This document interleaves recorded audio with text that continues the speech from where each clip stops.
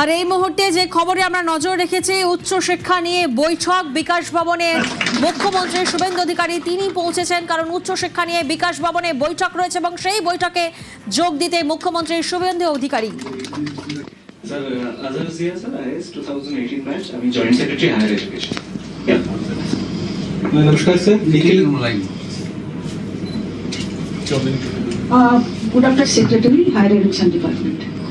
Sir नमस्कार education এক্সটেনশনের দায়িত্ব পেয়েছি, সঙ্গে additional charge school education department. Sir আমি শুক্রবার জয়েন করে যাচ্ছি।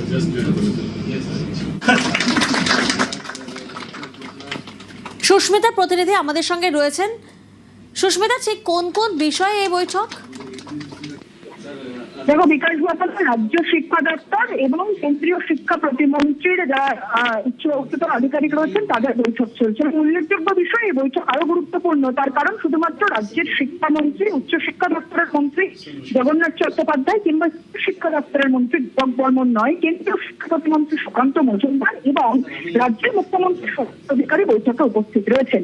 এবং মূলত জাতীয় শিক্ষানীতির এ রাজ্যে বাস্তবায়ন নিয়ে বা এ রাজ্যে বাস্তবে প্রতিফলিত করা নিয়ে এর আগে একাধিক রাজনৈতিক টানাপোড়েন, রাজনৈতিক চাপানুতর চলেছে। তার কারণ তৃণমূল কংগ্রেস সরকারের আমলে রাজ্যের সরকার কখনোই জাতীয় শিক্ষানীতি প্রণয়নের ক্ষেত্রে সদ্ভাব বা সেই অর্থে সেই পদক্ষেপ নেওয়ার ক্ষেত্রে পজিটিভ কোনো বার্তা দেয়নি।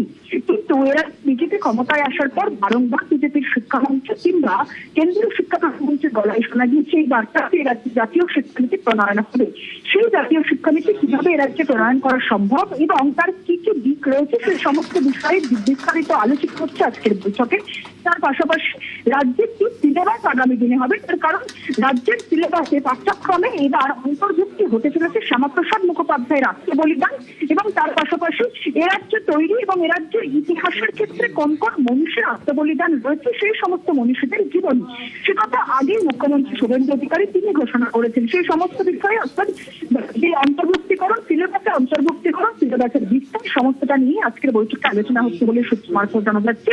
এছাড়াও রাজ্যে সিএমসি কেন্দ্রীয় বিদ্যালয়ের সংখ্যা বাড়ানো হবে সেই খবরও সামনে এসেছে। সেই বিদ্যালয় বাড়ানোর ক্ষেত্রে কি কি প্রতিকূলতা রয়েছে কিংবা সেটি বাড়ানোর ক্ষেত্রে কি কি পদক্ষেপ গৃহীত হবে রাজ্য সরকারের মারফত সমস্ত বিষয়ে আলোচনা হবে।